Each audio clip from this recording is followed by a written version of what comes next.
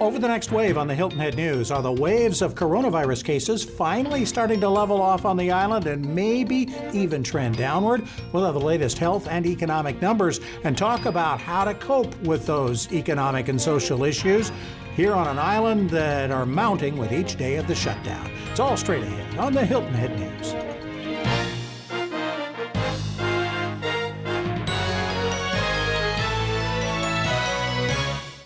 Welcome in, and thanks for joining us for the Hilton Head News. I'm Bob Stevens. Plenty to get to in the next 30 minutes, beginning with a renewed state of emergency ordered by Governor McMaster, not because of any changes in plans, but because the orders he's issued can legally only run for 15 days at a time, and in his words, we're not out of the woods yet. We are still under a stay-at-home or work order, though the governor has allowed some non-essential stores to open and left it up to the towns to decide how to handle beach access. Federal guidelines are suggesting a state that see a 14-day downward trend before beginning to reopen businesses.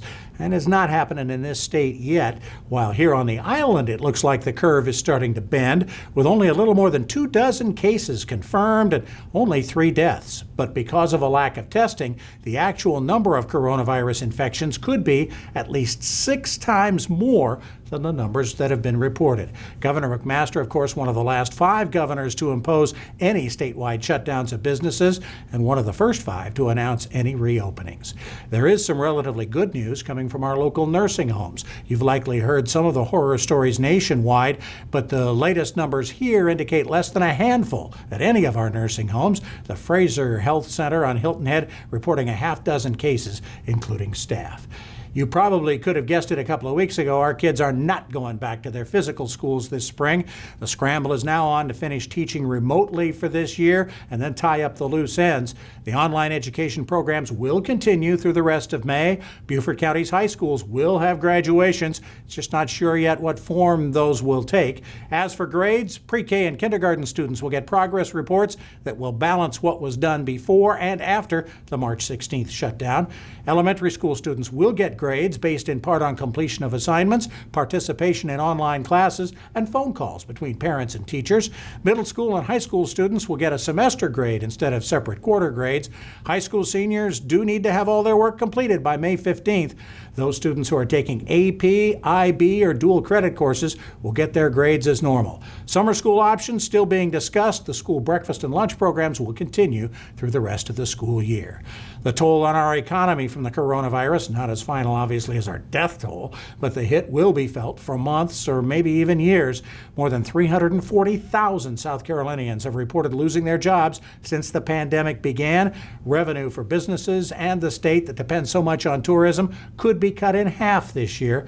A rare nugget of positive news, the number of those filing first-time unemployment claims is actually down for the first time since early March.